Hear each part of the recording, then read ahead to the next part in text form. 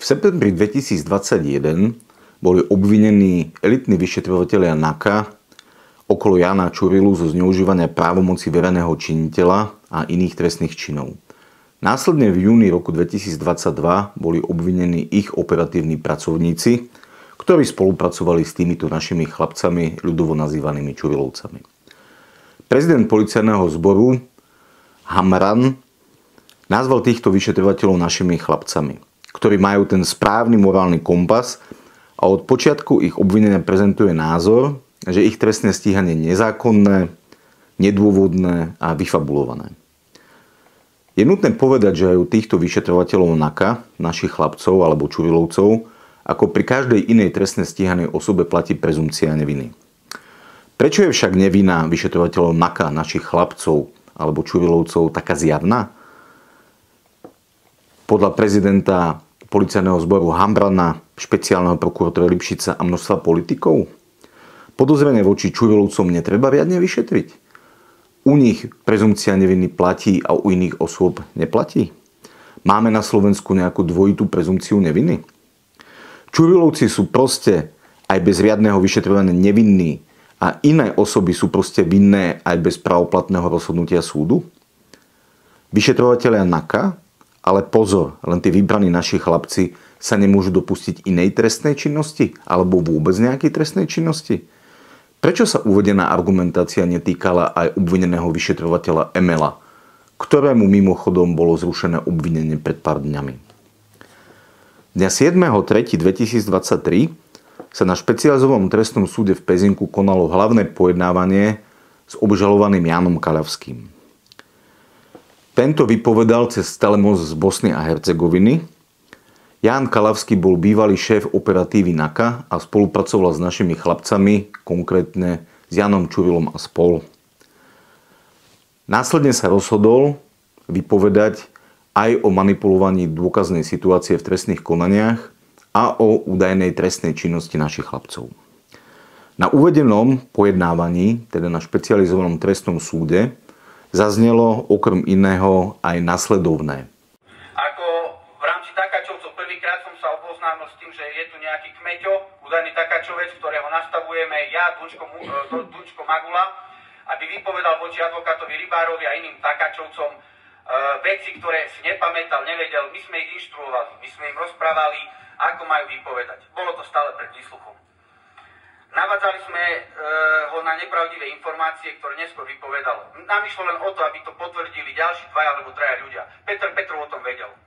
Milí naši priatelia, chcem podotknúť, že uvedená nahrávka je legálna. Odvysielali a použili ju aj verejnoprávne médiá. Nie je to nič tajné, nič nezákonné, nič nelegálne. Následne po tomto pojednávaní a zverejnení týchto údajov, o ktorých vypovedal Ján Kalavský na pojednávaní, sa spustil doslova mediálny ošial, spochybňujúci Kalavského a naopak v prospech našich chlapcov. Dňa 15.3.2023 zorganizoval prezident policajného zboru Hamran ďalšiu tlačovku v prospech našich chlapcov. Celá tlačovka bola obhajobou týchto vyšetrovateľov. Čurilovci síce majú svojho obhajcu, avšak neoficiálne sa prezident policajného zboru pasuje za ich ďalšieho obhajcu. Základnou tézou a základným argumentom pána prezidenta policajného zboru Hamrana boli dve skutočnosti. Poukazoval na rozhodnutie Krajského súdu Bratislava, ktoré skonštatovalo nedôvodnosť trestného stíhania našich chlapcov. Tejto téme sme sa opakovane venovali v minulosti. Okrem iného poukazujem aj na náš status zo dňa 5.10.2022, v ktorom sme poukázali na právnu analýzu, prečo je toto rozhodnutie Krajského súdu nesprávne a nedôvodné. Milí priatelia, chcem vám však uviesť, že tvrdenia pána prezidenta policajného zboru Hamrana nemajú oporu v trestnom poriadku. Ak väzobný súd skonštatuje nedôvodnosť trestného stíhania, neznamená to, že daná osoba nemôže byť neskôr obžalovaná alebo je odsúdená. Naopak, ak u niekoho väzobný súd skonštatuje dôvodnosť trestného stíhania, takáto osoba môže byť aj oslobodená, prípadne u nej môže dôjsť k zastaveniu trestného stíhania. Druhým závažným argumentom, ktorý prezentoval pán Hambran, bolo, že žiaden súd doteraz nepovedal, že stíhanie našich chlapcov je dôvodné a žiadne manipulácie trestných konaní neexistujú. Dovolím si tvrdiť, že aj tu pán Hambran zavádza a manipuluje verejnosť.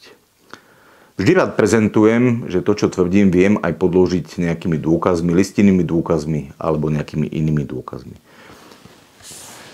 V rukách držím rozhodnutie Najvyššieho súdu Slovenskej republiky z dňa 3.8.2021.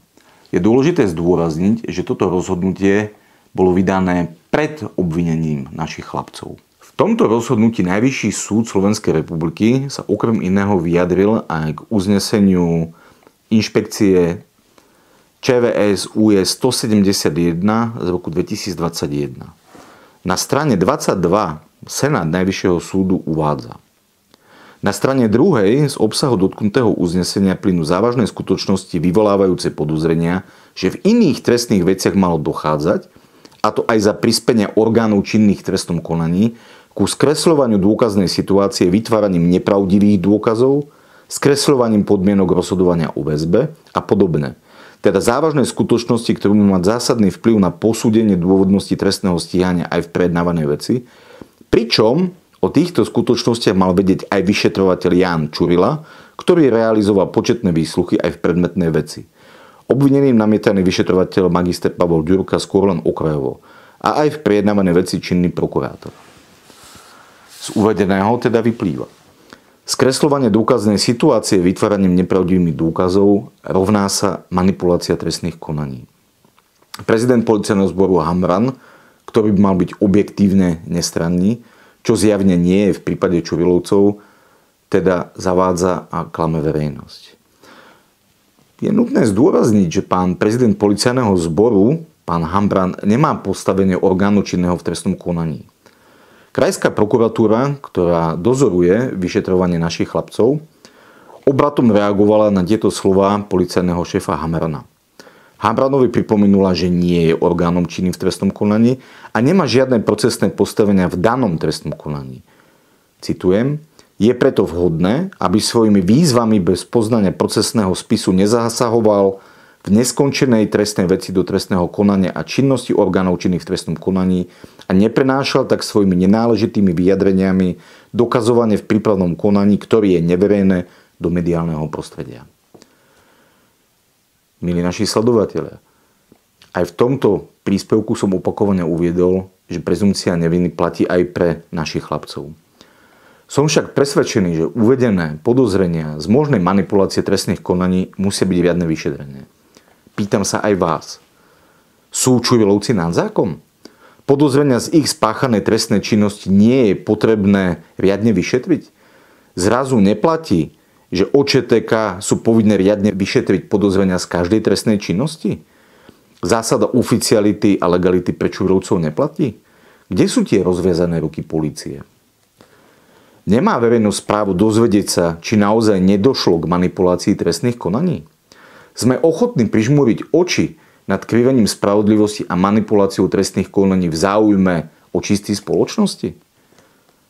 Polícia musí mať rozviazané ruky, avšak, milí priatelia, polícia musí mať zviazané ruky, avšak výlučne zákonom. V hre totiž nie je iba trestné stíhanie našich chlapcov, v hre je dôveryhodnosť celej polície.